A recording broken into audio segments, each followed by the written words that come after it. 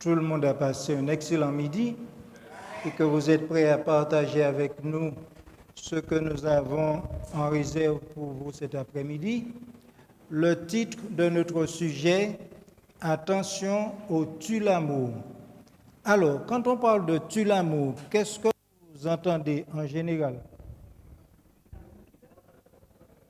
Un tue l'amour. Souvent, dans les séminaires, sur les articles, on parle des tue l'amour. Les vieilles chemises de nuit, les vieux pyjamas, les mauvais traits de caractère. Enfin, tout ce qui contribue à tuer l'amour. Mais comment? Oui, mais en général, quand on parle de tuer l'amour, on parle surtout de l'apparence, de la vieille chemise de nuit, du vieux pyjama, etc. Mais là, nous allons voir certains tuer l'amour que nous entretenons à la maison. Alors, sur cette image, vous voyez une dame en train de se regarder dans un miroir. Alors, cette image, je l'ai mise volontairement. C'est pour inviter chacun à se regarder, parce que quand on dit des choses, on a tendance à regarder l'autre. Ah, un tel qui a fait ça, un tel qui a fait ça. Mais là, cet après-midi, on va se regarder soit. Je ne dis pas que tout le monde est concerné par chaque point qui sera présenté. Vous allez certainement trouver quelque chose qui vous ressemble. Lorsque nous revenons à l'histoire de la création, nous voyons qu'à la fin de la semaine, Dieu a créé l'homme et la femme. Il a mis en place l'institution familiale. La Bible nous dit que Dieu les bénit, leur dit soyez féconds, etc. Et dominé sur les poissons, les oiseaux et tout animal qui se meut sur la surface de la terre. Selon le constat que Dieu a fait après avoir créé le monde, tout était très bon. Comment dirions-nous ça chez nous? Au top. Non flau. Tout était très bon. Mais malheureusement, il y a un élément qui est entré en jeu, c'est le péché. Et depuis le péché de l'Éden, les relations entre personnes ont été gâchées.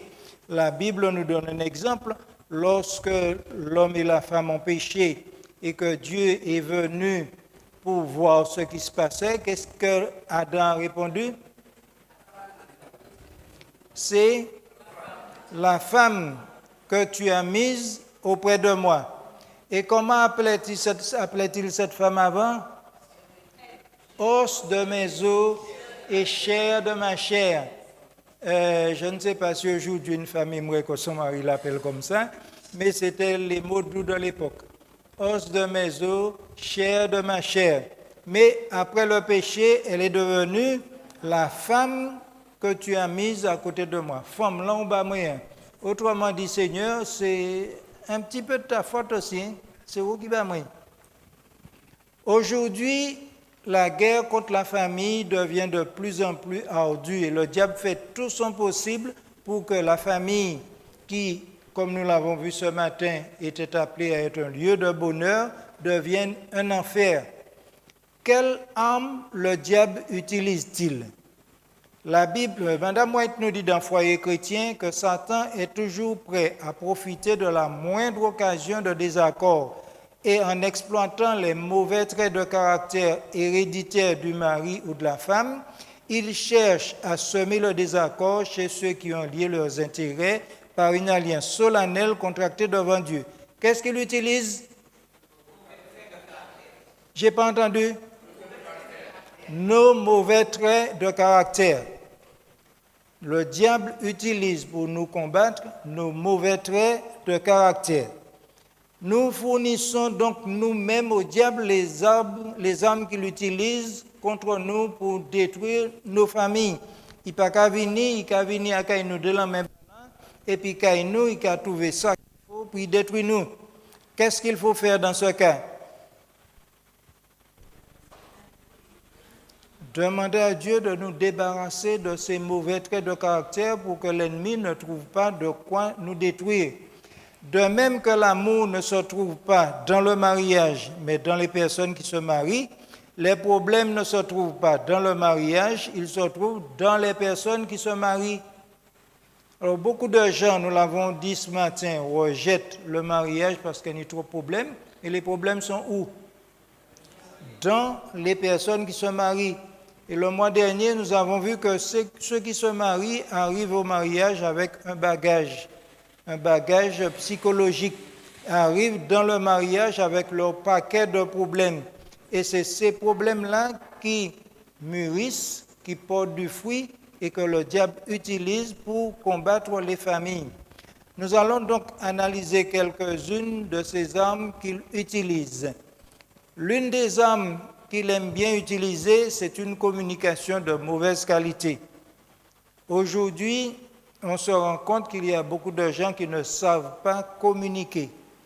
Parler ne veut pas dire communiquer. On peut parler sans se comprendre. Vous mettez un Chinois et un Allemand là, ils parlent. Est-ce qu'ils se comprennent? Non. Donc, il faut pouvoir accorder le langage, la manière de communication de chacun pour qu'on puisse se comprendre. Il est important d'apprendre à communiquer. D'ailleurs, nous avons tout un sujet qui dure près de 2 heures sur la communication. Donc, c'est très important. Il y a un autre élément que le diable utilise pour détruire les familles, c'est l'immaturité. Vous savez, il y a des gens qui se marient. D'ailleurs, on a tous entendu dire que le mariage, c'est bagaille grand monde. Il y a des gens qui se marient, mais qui sont immatures, qui ne sont pas prêts, qui n'ont pas la tête assez, comment vais-je dire ça, assez mûre pour pouvoir affronter le mariage. Et dans beaucoup de mariages, on retrouve des comportements enfantins dans la gestion des conflits. Ah, c'est toi qui as commencé. Si tu n'avais pas commencé, l'autre jour, tu m'avais dit, et puis, il a traîné, on s'est dit, c'est des petits mamans qui cagoumé. Il y a des comportements enfantins dans les dépenses. Moi, j'ai envie de mettre 4 jantes à lui sur ma voiture, même si l'argent est un mec, mais 4 jantes à lui, à monsieur, il fait fort. Et puis, madame Lanley, la voisine a un téléviseur 1,50 m de diamètre, nous on a fait 75, il est trop petit, on veut un grand, on veut ceci, on veut cela, et ça aussi, ça crée des problèmes parce qu'on a des comportements immatures. Il y a aussi dans la communication des comportements enfantins. Il y a des adultes qui communiquent comme des enfants. Ils ne s'écoutent pas, ils ne se comprennent pas, ils s'accusent mutuellement. C'est des timamaïs au mettant ensemble. Et puis il y a les attentes que nous avons considérées le mois dernier, les attentes qui sont irréalistes. Des fois, on se marie avec beaucoup de rêves dans la tête, mais ces rêves sont pour la plupart des rêves qui sont irréalistes. La dame se marie en pensant que le matin, mon mari va venir me porter mon petit chocolat croissant au lit. Et ça, tous les jours, qu'est-ce que ça sera bien.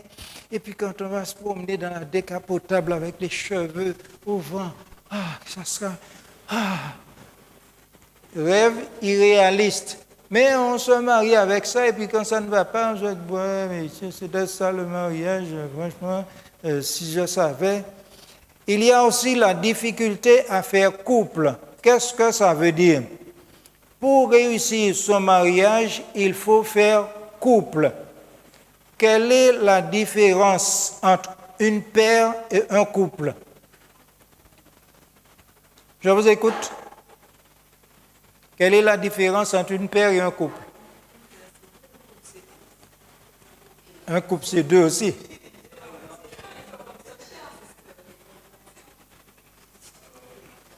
Oui? Est-ce qu'on peut lui donner un micro? Parce que ceux qui sont sur YouTube ne vont pas l'entendre.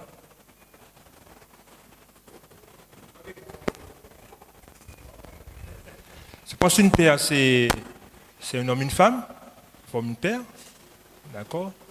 Et un couple, c'est ces 2 paires se rejoignent, mais, voilà. C'est un homme et une femme aussi. Oui, bien entendu, voilà. Qui dit mieux? Oui, Pauline? Micro? Une paire, c'est un et l'autre, enfin, c'est-à-dire un qui marche à côté de l'autre, et un couple, c'est un qui marche avec l'autre. Ouais, pas mal ça. On a une paire. Là, vous avez un coq et une poule. C'est une paire. Est-ce qu'ils sont engagés l'un envers l'autre? Non? On a une paire. Vous savez qu'il y a beaucoup de personnes qui se marient et qui constituent une paire. On est un mâle, une femelle dans la maison, et puis c'est tout. Et puis le couple, il y a une fusion. Les deux, dit la Bible, deviendront une seule chair.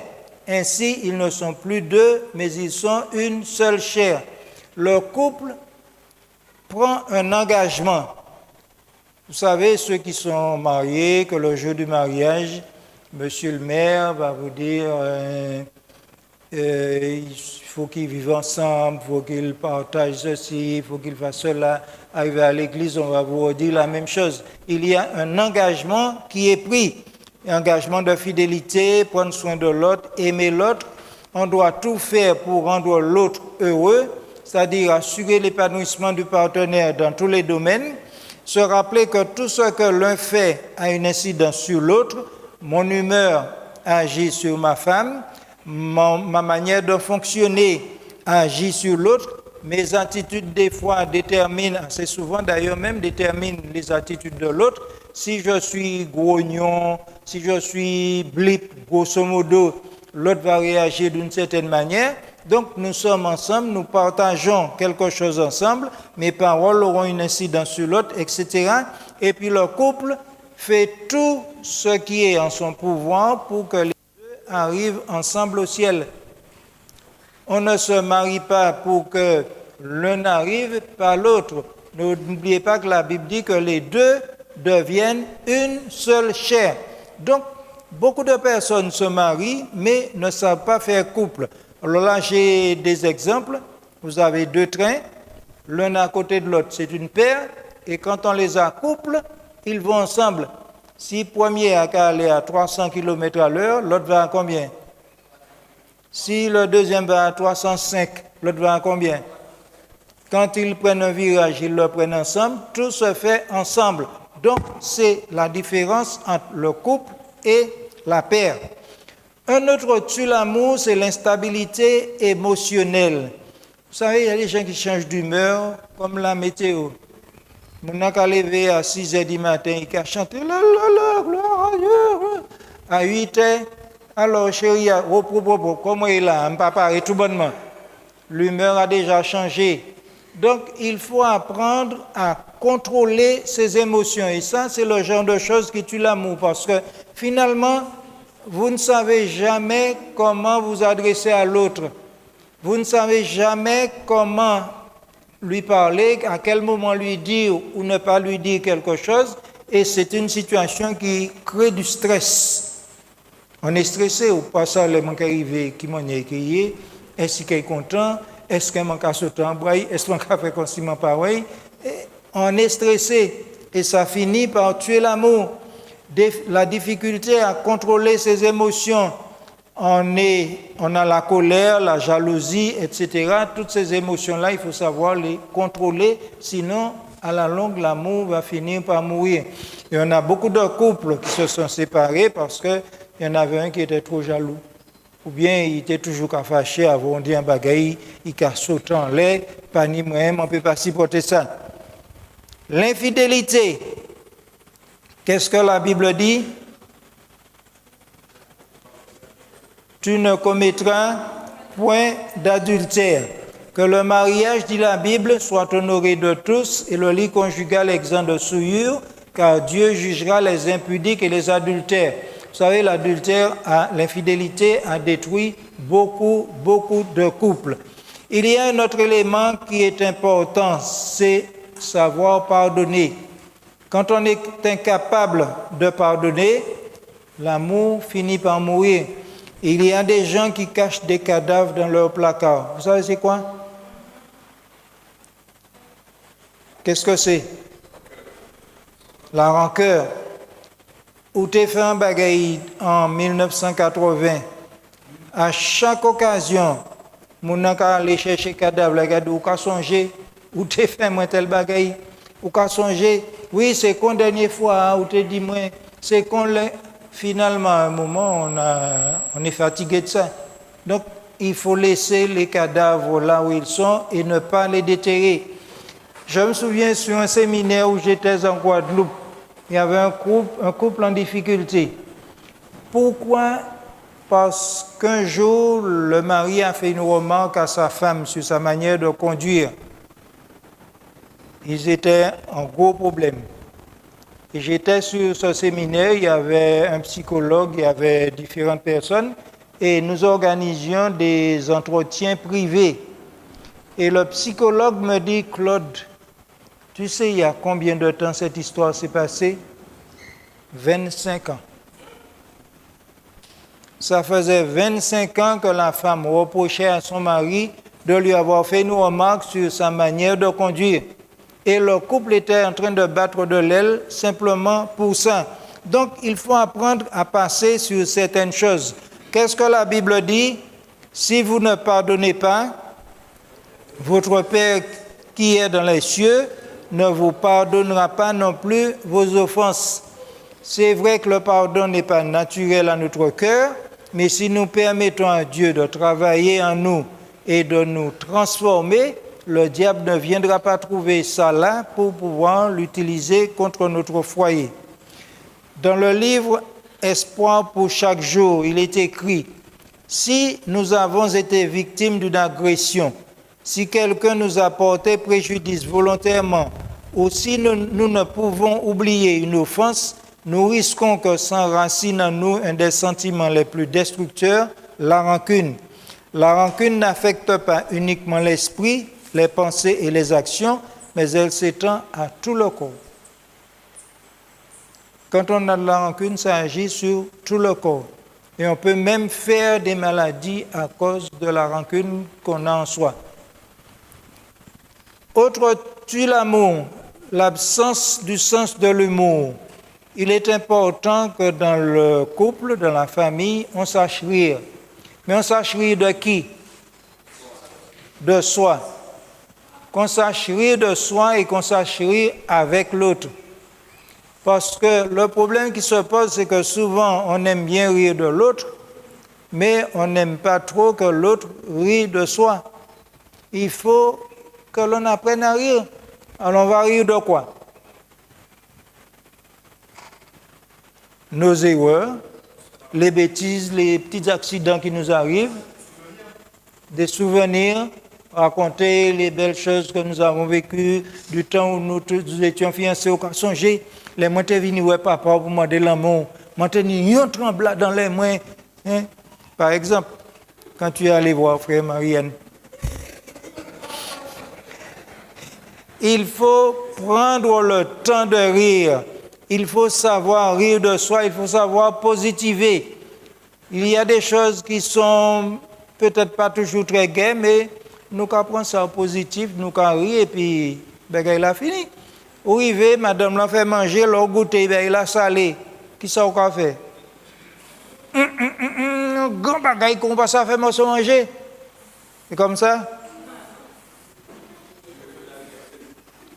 J'ai connu un frère, quand la nourriture était salée, il disait à sa femme, Doudou, pas tenir celle en boutique là, je dis, hein. Et il rigolait, et bagaille là, t'es qu'à passer, pas tenir problème. Donc, cultiver le sens de l'humour. Un autre tue l'amour, c'est la susceptibilité. Il y a une expression qu'on emploie souvent chez nous, susceptible comme chaud. Vous voyez? Il nous faut combattre la susceptibilité. La susceptibilité, c'est souvent un signe d'immaturité. Vous savez, les petits-enfants, ah oui, tu vas immaturité. Des fois, les gens qui ont des sentiments d'infériorité ou qui ont une trop haute estime d'eux-mêmes, en beaucoup moins, un homme, on ne peut pas accepter, dis-moi, bagaille comme ça. Ou alors, j'ai déjà des complexes et puis, accidentellement, on met le doigt dessus. J'explose parce qu'il faut que je me défende. Il faut que nous arrivions aussi à combattre la susceptibilité. Il faut être positif. Paul dit, par la grâce qui m'a été donnée, je dis à chacun de vous de n'avoir pas de lui-même une trop haute opinion, mais de revêtir des sentiments modestes, selon la mesure de foi que Dieu a départie à chacun. Un autre tue l'amour, le langage d'amour inadapté. Et demain soir, si Dieu veut, nous allons parler de ces fameux langages d'amour. Vous imaginez un Chinois qui discute avec un Allemand. L'Allemand ne sait pas parler chinois, le Chinois ne sait pas parler allemand. Qu'est-ce qui va se passer? Ils ne se comprennent pas. Tous, nous avons un langage d'amour, on va dire, préféré. Et si l'autre ne parle pas le même langage que nous, ça peut des fois poser des problèmes. Et demain soir, nous allons voir plus en détail comment s'adapter à ces différents langages d'amour. On va apprendre comment dire « je t'aime ». Et nous allons voir comment ça peut aider ou pas. Les différentes manières d'exprimer l'amour sont les paroles valorisantes, les cadeaux, les services rendus, les contacts physiques, les moments de qualité. Mais ça, on verra ça plus en détail demain soir. Un autre élément, la jalousie. Alors, certaines personnes sont contentes de dire « Ah, il jaloux moi. Depuis moi pas là, il a crié moi, il jaloux moi. » Est-ce que c'est une bonne chose? Ma femme devait sortir, elle m'a dit « Je serai là vers 13h ». Et puis elle arrive à 13h30. Où est-ce que tu étais? Qu'est-ce que tu faisais? Qu'est-ce que tu as rencontré? Pourquoi c'est maintenant que tu arrives? Vous pensez que c'est intéressant ça? Ou bien nous sortons, elle croise un monsieur, et le monsieur lui dit bonjour. Qu'est-ce qu'il te disait? Tu le connais? C'est qui?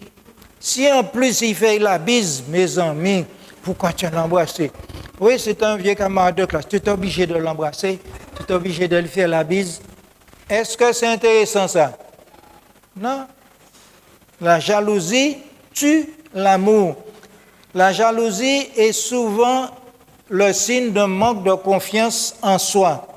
Une relation de couple doit être basée sur la confiance mutuelle.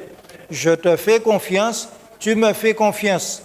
Je sais quel engagement j'ai pris, je sais quel engagement nous avons pris, je n'ai pas à m'inquiéter. D'ailleurs, depuis le début de mon mariage, j'ai dit à ma femme, de toute manière, il n'y a rien de caché qui ne doit être découvert. Si je fais des bêtises, un jour, tu le sauras. Si tu fais des bêtises, un jour, je le saurai, mais je ne vais pas aller fouiller dans son téléphone. J'ai vu Denis là. C'est qui ce Denis là? C'est Denis Loussala. Pourquoi tu as son numéro? Il y doit un numéro Denis, et puis François, et puis Paul, et puis... Tout ça a été l'école. Et puis, je ne vais pas fouiller le portable de ma femme. Une fois, quelqu'un m'a dit, mon téléphone a sonné. Ma femme m'a dit, quoi que tu téléphones, madame? J'ai dit, mais j'ai rien à cacher. Si on madame m'a appelé moi, si en Pauline qui est moi, ils savent c'est qui Pauline. Vous voyez? Donc, il faut se faire confiance. La jalousie, je l'ai dit, c'est un signe d'un manque de confiance en l'autre, un manque de confiance en soi-même. Et moi, j'ai toujours dit, un beau mec comme moi, je ne vois pas qu'est-ce que ma femme ira chercher ailleurs.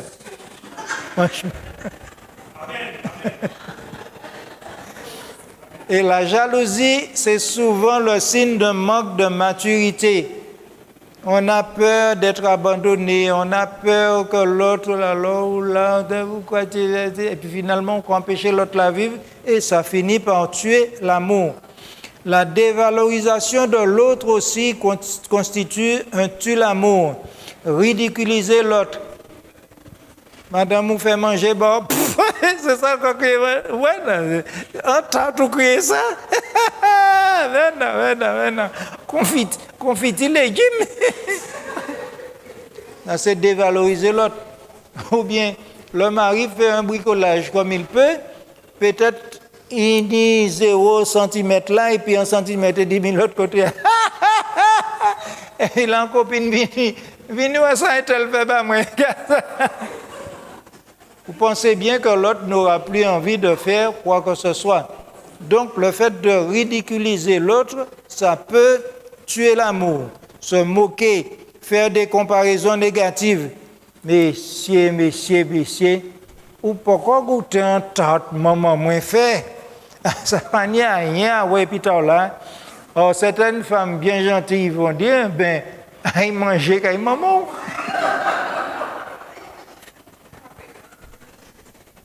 N'est-ce pas?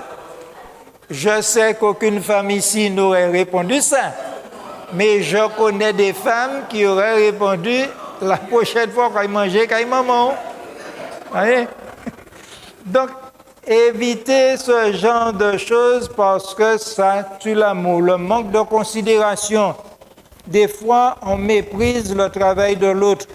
Madame vient de passer la serpillière, Tikao a bien propre pour sortir un jardin, on peut entrer, quoi salir tout partout. Les deux, mais je viens de nettoyer tout sali. Eh bien, jardin, c'est bon, mon café, manger, c'est où qu'à manger. Donc, vous pouvez passer, vous pouvez salir, il peut salir ben, là quand il est parce que c'est bon, il a fait manger. Non, ce n'est pas une manière de fonctionner. Il faut respecter l'autre. La Bible dit ne faites rien par esprit de parti ou par vaine gloire, mais que l'humilité vous fasse regarder les autres comme étant au-dessus de vous. Autre tue l'amour, l'égoïsme. Qu'est-ce que c'est que l'égoïsme? Le culte de soi. C'est moi, le meilleur plat, le plus gros fruit, la meilleure place dans le lit, la meilleure place dans le fauteuil, le programme à la télé, tout ce que vous voulez, c'est moi. L'égoïsme finit par tuer l'amour parce que le mariage, c'est nous. C'est nous. Donc, il nous faut combattre l'égoïsme. L'égoïste ne pense qu'à lui-même, son confort, ses sentiments, satisfaction personnelle, etc.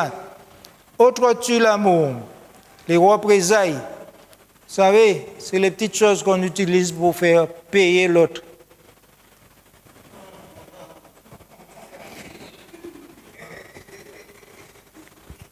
Monsieur n'a pas été gentil. Le soir, il rentre animé de bonnes dispositions. Si vous voyez ce que je veux dire. Et madame qui lui dit, tu iras à pied ce soir. Tu iras à pied. Ou bien, il y en a qui utilisent d'autres méthodes. J'ai mal à la tête. D'ailleurs, depuis 4 heures, ils ont m'arrêté dessus. Et puis, on m'a frère. C'est monsieur, mon mal tête. Ouais. Comme il est mal tête, vous pouvez dire, hein? Bien, si maman il a dit, quoi tête, moi, qui fait moi mal là, pourquoi commencer, hein? Pourquoi sirop qui m'a rien qu'à attendre, qui a dit, après ça, vous prenez mal tête. Donc, les représailles. Ou alors, monsieur a laissé traîner ses chaussettes en partant le matin, ou qu'on prend chaussettes là, ou qu'on mette la poubelle. Chérie, t'as pas vu mes chaussettes? Où c'est, dis-moi, ben, casse mon chaussette en poubelle là. Gardez s'il pas dedans. Vous avez déjà vu ça chez vos voisins? Donc, les représailles, les petits coups bas, ces petites choses qu'on fait, une fois, ça peut marcher, mais quand ça se répète, au bout d'un moment, ça devient fatigant. Ça devient une guerre de tranchées et chacun voudra faire son petit coup pour faire payer à l'autre et finalement, le foyer devient un terrain de guerre, un champ de bataille. Les sentiments d'insatisfaction. Il y a des gens qui ne sont jamais satisfaits de rien. La pluie qui a tombé. Soleil qui a chauffé. Petit brin la pluie, petit brin soleil. Rien ne va. Alors, sur le plan matériel, il n'y a jamais assez d'argent, on n'a jamais assez la maison qu'on voulait, la vieille voiture, quand je vois que Denis roule un super machin là, et puis on a des vieux types, on monte à l'église et puis ça. Insatisfaction sur le plan matériel, insatisfaction sur le plan de la sexualité, insatisfaction affective. Et cette insatisfaction, elle peut être réelle comme elle peut être supposée. Mais il faut apprendre à aller avec ce qu'on a corriger ce qui peut être corrigé, mais dans l'amour. Ce n'est pas en se faisant des reproches tout le temps que les choses vont s'arranger. On s'assoit, on discute, on voit comment on peut arranger les choses, mais on ne passe pas son temps à pleurer. Ah ouais, si j'avais, ah ouais, si j'avais, ah ouais, je n'ai pas, ah ouais, je n'ai pas. Finalement, ça devient gonflant. Je ne sais pas si on peut dire ça. Qu'est-ce que Paul nous dit? C'est en effet une grande source de gain que la piété avec le contentement. On ne reste pas dans une position alors qu'on peut améliorer les choses, mais on ne passe pas son temps à se plaindre en voulant avoir ce que l'autre a. Les attentes déçues également constituent des tues l'amour. Certains ne jouent pas leur rôle. Je me marie, j'ai des enfants, ma femme s'attend à ce que je sois un père, comme on l'a vu ce matin, mais moi, ça ne m'intéresse pas. Tiens, Maï, c'est bien maman. Culte, faut écouter, fais le culte avec les enfants, tu es là pour ça. Hein. Le ménage, ça c'est ton affaire. On s'est marié, c'est ton travail de faire le ménage. Non. Alors, les attentes sont déçues et on regrette. Il y a des gens qui tiennent, et puis en l'air, ça va, forcément les codes là, qui sont arrivés, qui a fini par casser. Il y a certaines attentes, nous l'avons dit, qui sont irréalistes. Il y a certains mariages qui sont basés sur de mauvaises raisons. Alors, donnez-moi de mauvaises raisons pour lesquelles on peut se marier. L'argent, quitter quand papa et maman, il y a plein de tête moi, mon caille marié, comme ça, mon caille quitter. Oui. Sécurité matérielle, mon caille chercher un mari, puis il chipé du moins. Vaut mieux chercher un papa. Et puis mon caille chercher un madame, puis il laver linge, moi faire manger, ben moi. Vaut mieux chercher une servante. Voyez? Donc, des fois, on se marie pour de mauvaises raisons, et quand les attentes que l'on a ne sont pas satisfaites, eh bien, obligé qu'arrêter soit souffert ou bien casser ça. Les valeurs incompatibles, les valeurs religieuses, c'est pourquoi Jésus nous demande de ne pas nous mettre avec un étranger, avec un incroyant sous un joug étranger. Les valeurs sociales, éducation. Vous êtes d'une famille où l'éducation était bien faite, polie, bonjour, s'il vous plaît, merci. Et puis l'autre, ce n'est pas du tout son éducation. Ça risque de causer problème parce qu'au bout d'un moment, on finira par ne plus s'accorder. Et puis, il faut surtout être vrai. Quand on est fiancé, on a tendance à cacher les choses à faire. Oui, ma chérie, ou pas de l'habitude de parler comme ça, mais ou amoureux tellement. Chérie, quoi, flotter pour dire chérie. Non, c'est Marie-Claire. C'est comme ça, on a l'habitude d'appeler comme ça. Il est habitué. Soit il dit ça ne me va pas, ou bien il est accepté parce que ça me va. Et je suis en train de me rappeler d'une histoire que Pauline nous avait racontée, que je ne vais pas répéter. Mais quand on fait semblant, au bout d'un moment, ça devient fatigant. Donc soyez normaux, naturels, vrais. Les valeurs morales également doivent être compatibles. Il faut que l'on prenne le temps de se connaître. Et c'est pourquoi j'ai du mal avec cette émission Marié au premier regard. J'ai beaucoup de mal. J'ai regardé la première saison et j'ai été dégoûté.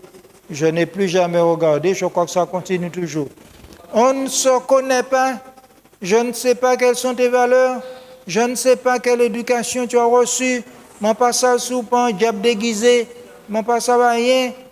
Je ne comprends pas comment on peut jouer avec une institution divine de cette manière. Comment? Oui, c'est une banalisation du mariage. Un autre élément qui tue le mariage, c'est le matérialisme. C'est un sentiment qui pousse à vouloir obtenir de l'argent ou des biens à tout prix.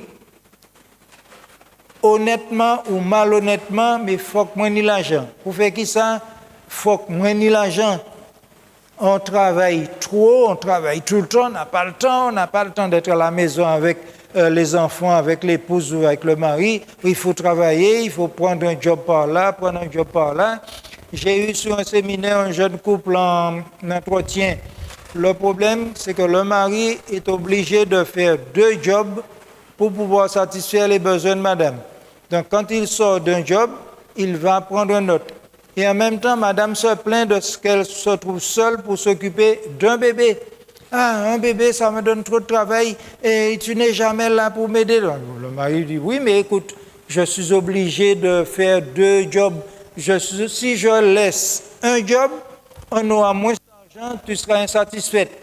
Donc, je suis obligé de faire les 2 pour amener de l'argent. Je ne peux pas être à la maison et puis faire les 2 jobs en même temps. Vous voyez? Donc, on veut de l'argent. On travaille. Et puis, dès lors, il vient tout l'argent au léa, c'est l'eau cambo. Pas qu'à ni t'en servir. La négligence dans la vie commune, on en a parlé, les absences, on est indisponible, on n'a pas le temps. Il y a les reproches. Ah oui, si tu gagnais plus d'argent, si tu travaillais, si tu avais une fiche de paye, si tu avais. Au bout d'un moment, écoute, je n'ai pas de fiche de paye, donc je m'en vais en pas de fiche de paye. Les plaintes incessantes, et puis il y en a qui se mettent aussi dans les jeux d'argent. Alors, j'ai connu quelqu'un, de ma famille d'ailleurs, je pense qu'il a perdu plus d'argent dans les jeux d'argent qu'il n'en a gagné. Parce que chaque semaine, pour qu'il te fait l'auto, pour que ça se paye, il n'a pas jamais gagné rien. Donc, si tu mets de l'argent à du côté, peut-être que tu gagnes un petit bagage, même il pas épais, mais tu gagnes un petit bagage du côté. Donc, le matérialisme, ça peut aussi faire du tort. Et puis, on devient radin. Comment dit-on radin chez nous? Piété, pince. On est pince. On ne donne pas, on ne lâche pas. Et puis, si madame sort des courses, il faut qu'on épluche le ticket de caisse pour voir. Ça, c'est quoi? Ah, c'est ça. Et ça c'est quoi? Il n'y avait pas le modèle moins cher? Vous voyez? Ça, c'est pas une vie. Les plaintes et les reproches. Les plaintes et les reproches continuels que l'exaspération. Vous imaginez, on vous reproche à propos de tout? Le linge n'est pas assez bien repassé. Le manger n'est pas assez cuit ou bien il est trop cuit. Vous avez parlé trop fort. Les chaussures, c'est pas comme ça qu'il fallait les ranger. On l'a encore envie d'aller vivre ailleurs. Je me souviens, j'étais allé dans une église pas de chez nous où on parlait de choses à peu près pareilles. Et quelque temps après, une dame m'appelle. Elle me dit, mon cher, tu sais que j'ai failli perdre mon mari? Je dis, ah bon, qu'est-ce qui s'est passé? Eh bien, il travaillait sur un toit et puis il est tombé. J'ai cru qu'il était mort. Et c'est là que j'ai compris que faire des reproches pour rien, ça ne sert à rien. Parce qu'il est plus important pour moi d'avoir mon mari. Et c'est là qu'elle a compris que tous les petits reproches inutiles qu'elle faisait, ça ne servait à rien. Maintenant, s'il y a quelque chose qui ne va pas, qu'est-ce qu'on fait? On s'assoit, on discute, on range ce qui mérite d'être rangé, et puis on continue d'aller. Mais on ne passe pas son temps à se plaindre. En plus, il y a des reproches qui sont déguisés. On ne vous fait pas le reproche directement. Vous mettez l'ordinateur là, mais si l'ordinateur est assez, pas ni d'autre côté pour mettre, il ne va pas parler à personne. Pas ni de l'autre côté pour mettre ça. Ça laisse ça tomber là, quand c'est moi qui j'étais, oui. Dis-moi carrément, tu ne peux pas mettre ça ailleurs, s'il te plaît. Et puis il y a des gens qui font des reproches pour le plaisir de faire des reproches. Il n'y a pas de raison particulière, mais il faut que moi embêter l'autre là. Alors, mon cas fait un reproche. Souvent, les reproches sont insidieux. On pose une question orientée, on fait une allusion, ou alors on ne reconnaît pas les bonnes actions, tandis que les mauvaises actions, on met le doigt dessus. Ça, c'est naturel chez nous. quand une chose est positive, on considère que c'est normal. C'est normal. Manger est bon, ou quoi assis, ou quoi manger, ou quoi suer bouchon, puis c'est bon. Mais jeu n'est pas bon, ouais, messieurs. Le monté qu'à maman, moi, l'a été fait en pois rouge, bagaille là, c'est bon. Mais ça, ça pas encore pois rouge, hein? Reproche. Mais jeu est bon, on peut quand même dire c'était bon. Quand tu es bouchon, et on peut quand même tirer les assiettes dans la table, bon, on n'a pas se tirer. Il faut arrêter ce genre de choses. Il y a aussi les contre-plaintes. Qu'est-ce que c'est que les contre-plaintes? Je sors du travail, ma journée était dure. Et ma femme qui répond, quant à moi, pas même parler. Ça veut dire que tu as là, tu es raide, tu as moyen aussi raide. Et tout ce que vous allez dire, vous aurez une contre-plainte. M'en parler ou faire moi sentir qu'il t'a là, tu es raide, et puis tu as moyen pas tu raide.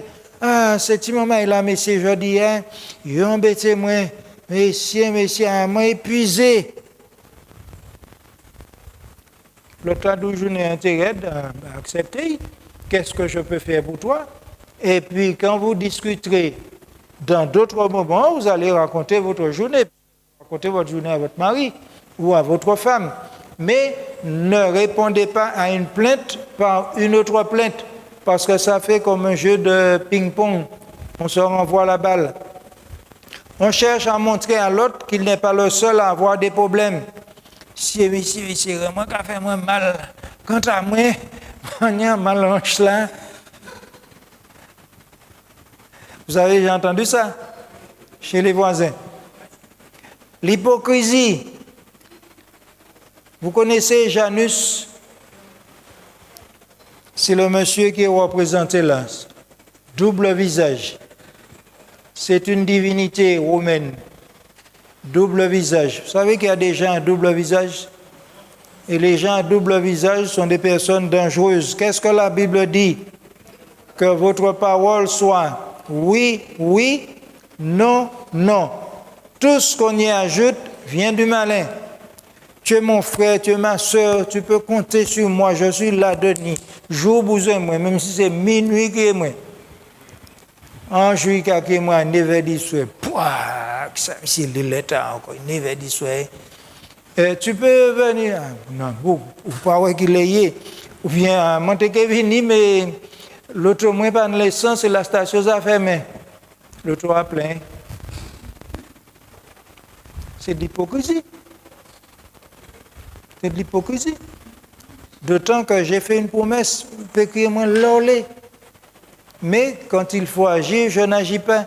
Donc, parole moins et puis action moins qu'à opposer. La mauvaise gestion des finances également, c'est un tue-l'amour. On dépense sans compter, on fait des achats compulsifs, on dépense pour des choses inutiles, simplement parce que c'est dans le magasin. Dans Manhattan, on dit, il y a un magasin, il peut vendre. Alors, puisqu'il peut vendre, on peut acheter, même si on n'a pas besoin. Il y a des gens qui achètent. Les gens arrivent en carrière, ils disent, moi, acheter ça, même pas plus besoin, non? Achat compulsif. Et c'est une maladie. Il y a des gens qui doivent se faire soigner pour ça. Les médias peuvent être aussi des tue-l'amour. La femme ou le mari qui passe beaucoup de temps sur son smartphone ou devant la télé ou ailleurs, ce sont des parasites à la communication. On n'a pas le temps de causer avec les membres de la famille, demander aux enfants comment ils ont passé la journée, faire sauter les enfants sur les genoux, rouler à terre avec eux. Ça me rappelle un jeu que j'avais avec Rodney. Mais c'était surtout quand maman avait fini de faire le lit. Il dit, allons rouler dans le lit de maman. Et nous, qu'à rouler. Il était bien content ça, rouler dans le lit de maman. Il dit, quand les mamans finissent, fait. Maman qui a habillé, mais nous comptons nous rouler dans le lit. Jouer avec les enfants, causer avec eux, causer avec le mari, la femme, etc. Et ça nous pousse aussi à admirer de mauvais modèles. Parce que les modèles que propose la télévision ne sont pas toujours les meilleurs. Et puis, ce sont des activités qui sont chronophages. Ça vous fait perdre du temps. Donc, il nous faut faire attention à ces choses-là. Les passions ou les activités mal gérées, le temps passé sur les réseaux sociaux, le téléphone, on l'a déjà dit, les jeux vidéo, le sport. Il faut faire du sport, mais même les activités d'église. Lundi au soir, comité l'école du sabbat. Mardi au soir, comité JA. Mercredi au soir, réunion de prière. Jeudi au soir, comité d'église. Vendredi au soir, répétition. Samedi, nous l'église. À quel moment la vie de famille a-t-elle le temps d'être entretenue? Comme dit la Bible, il faut faire les uns, mais sans négliger les autres. Et j'ai donné souvent le conseil, mater de temps en temps en comité d'église s'il le faut, mais il faut rester avec la famille. Parce que dites-vous bien que les enfants n'ont pas un ancien à la maison, l'épouse ou le mari n'a pas épousé une directrice ou un directeur de l'école du sabbat, c'est son mari, les enfants ont besoin de leur papa, de leur maman, donc il faut pouvoir gérer les activités correctement pour que la famille puisse avoir son temps.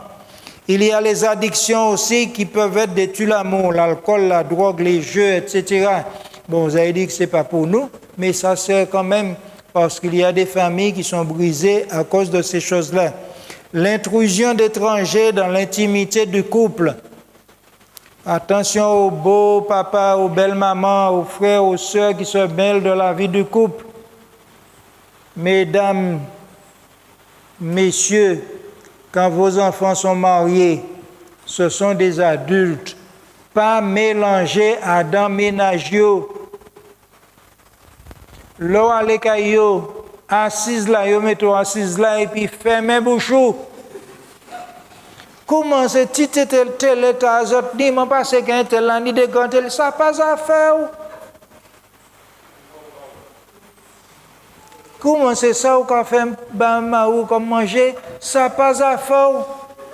Sous te les faire manger bâti garçon ou te pour garder la caillou par mailler puis donc évitez que les étrangers se mêlent de la vie du couple. Intervenez en cas de danger. S'il faut sauver une vie, allez-y. Mais laissez le couple fonctionner. Ça, ce n'est pas vos affaires. Ça, pas cagado, mariage, c'est affaires grand monde. Évitez cela. Les amis et toutes les autres personnes, faites-les fuir de votre mariage. Le non-respect de la liberté de l'autre. Le mariage fait des deux un seul, mais ne doit priver aucun des partenaires de sa liberté individuelle. Ma femme a décidé de chanter à la chorale. Qu'est-ce que tu vas chercher à la chorale? Denis qui amène la chorale. Denis passe à diriger la chorale. Qui ça va aller chercher? Il a envie de chanter, qui t'a chanté. Il a envie de faire la peinture, qui t'a fait la peinture. Il a envie de jouer piano, qui t'a joué piano. Respecte la liberté de l'autre. À chacun de savoir gérer cette liberté, parce que vous avez choisi de mener une vie de couple, donc à vous de gérer pour que le couple ne souffre pas, mais chacun doit respecter la liberté de l'autre. Moi, Denis, l'ai voté Steward. Monsieur Denis, l'ai voté Makaya. Chaque monde qui a voté ça, il est. Pas qu'il dit, bon, oui, on a voté Steward, monsieur, tout coûte là, qui c'est que ça fait bazote? On a voté Steward, parce qu'on vote Steward. L'amour respecte la liberté de chacun. On ne doit pas exercer de contrôle arbitraire sur la vie de l'autre. On est marié, on fait couple, mais on est libre. L'orgueil également, c'est un poison pour le couple. Et la Bible dit que l'arrogance précède la ruine et l'orgueil précède la chute. L'orgueil qui me pousse à m'enfermer dans mon coin, je ne veux pas pardonner, je ne veux pas demander pardon, je ne veux pas m'humilier, eh bien à la longue, ça finit par miner le couple également et détruire la vie de couple. La violence, violence physique, violence verbale ou violence psychologique, ça détruit également la famille. Quelqu'un dit qu'on ne doit pas frapper une femme même avec une fleur. Même avec une fleur, Alvin, tu ne dois pas frapper une femme. Il dit, chérie, je t'aime. Un coup de rose. Non. Voir lui donner un choc ou autre chose. La violence doit être exclue de la relation. La violence verbale, des fois, on ne frappe pas, mais on dit des mots qui sont des fois plus blessants que certains gestes, que certains coups. Il y a la violence psychologique également qui est violente, qui est dure, qui fait très mal. Ça aussi, on doit faire attention. La vulgarité. Il y a des gens qui sont vulgaires, ils ne peuvent pas parler sans ils ne pas servir un gros mot. Il faut qu'ils traitent l'autre là des couillons et d'autres choses que je ne vais pas dire ici. Mais la vulgarité, c'est un poison également pour le couple. La vulgarité, c'est un signe de faiblesse, de bassesse morale et d'immaturité. Un élément aussi qui est dangereux, c'est la vie sans Dieu. Important qu'il y ait le culte de famille, que la famille prie ensemble, que la famille médite ensemble, qu'il y ait des études de la Bible ensemble. Et non seulement que la famille étudie ensemble, mais il est important que chaque partenaire ait son moment d'étude personnelle. Et je recommande aux parents, quand vos enfants sont assez grands, procurez-leur leur livre de méditation pour qu'ils puissent apprendre à se mettre dans leur coin pour parler avec Dieu, pour écouter ce que Dieu veut leur dire. De temps en temps, jeter un petit coup d'œil, échanger avec eux, discuter avec eux, mais apprenez-leur à parler à Dieu. Il a peut-être des choses à dire à Dieu. Peut-être qu'il veut dire à Dieu, Papa et Seigneur, mon papa est grosso modo, mon papa est méchant dans son cœur. Mais il ne va pas dire ça dans le culte en famille. C'est dans son petit moment personnel avec Dieu qu'il va pouvoir lui dire ces choses-là. Donc, encouragez les enfants à avoir leur moment de méditation personnelle. Et puis, il est important de participer aux activités de l'Église avec toute la mesure qu'il faut, mais nous faisons partie de la communauté. S'il faut chanter, prier, faire quelque chose à notre portée, nous le faisons. Ça, c'est important. L'ennemi dispose de tout un arsenal qu'il est prêt à utiliser contre nos familles si nous le lui permettons. Comment rendre ces armes inefficaces? Rappelez-vous le passage que nous avons vu, Satan exploite les mauvais traits de caractère du mari ou de la femme.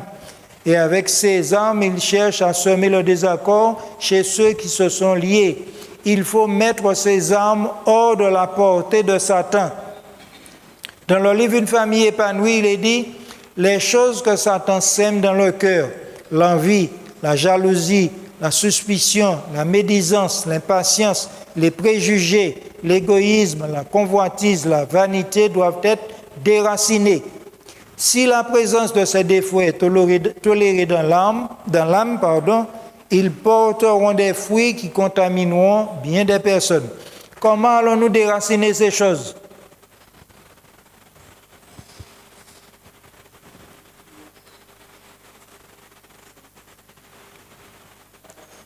Comment allons-nous déraciner ces choses? Demandons à Dieu de les déraciner de nos cœurs. Demandons au Saint-Esprit de les déraciner de nos cœurs. Il faut se laisser transformer par Dieu.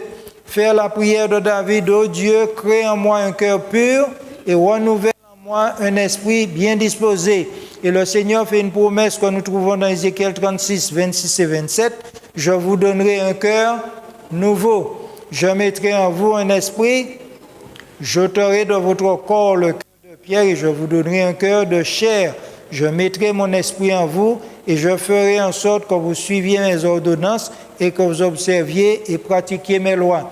Si je demande au Seigneur de me transformer, il me promet de me donner un cœur et un esprit nouveau. Il faut le laisser travailler en moi. Autre facteur de victoire, se remettre en question de manière honnête, revoir sa position par rapport à son engagement. Rappelez-vous l'engagement que vous avez pris le jour du mariage. Et puis, demandez-vous, est-ce que vous êtes toujours en accord avec cet engagement?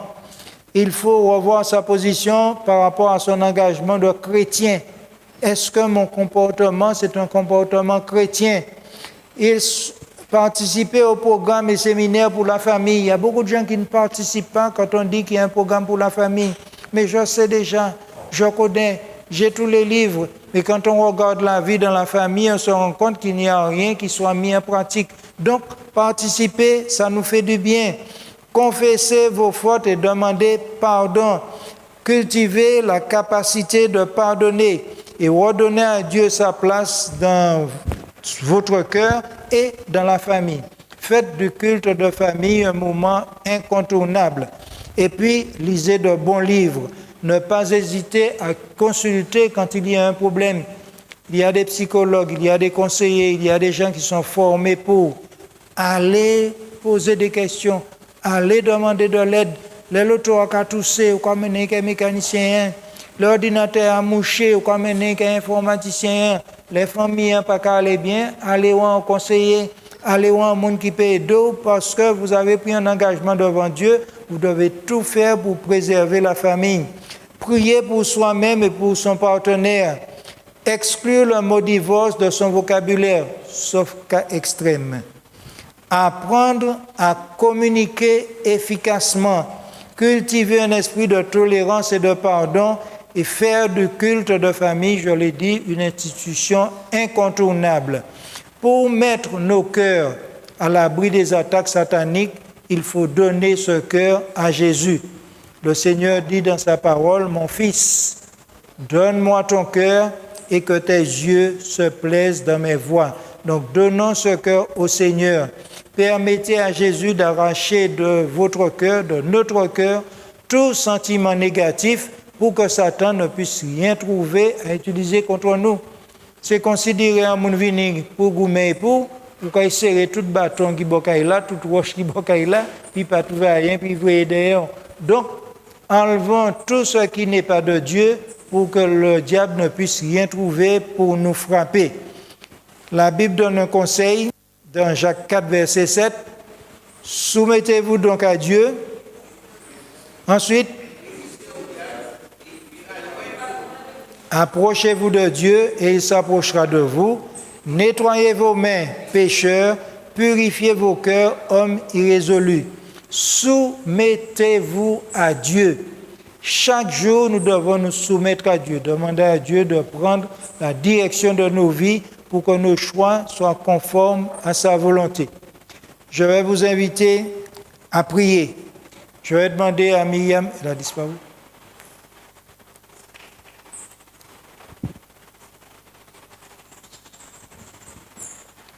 Nous allons prier pour demander à Dieu de nous aider à mettre en pratique ces différents éléments que nous avons vus.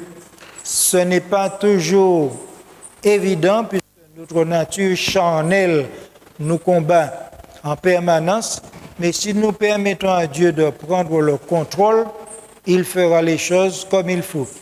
Je vais demander à Daniel s'il veut bien venir faire une prière en faveur de chacune des personnes ici.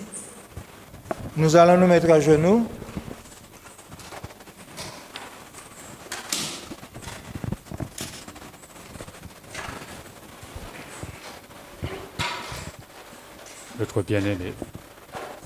Notre bien-aimé tendre Père Céleste, nous te sommes infiniment reconnaissants pour ces conseils que tu nous donnes sur la famille.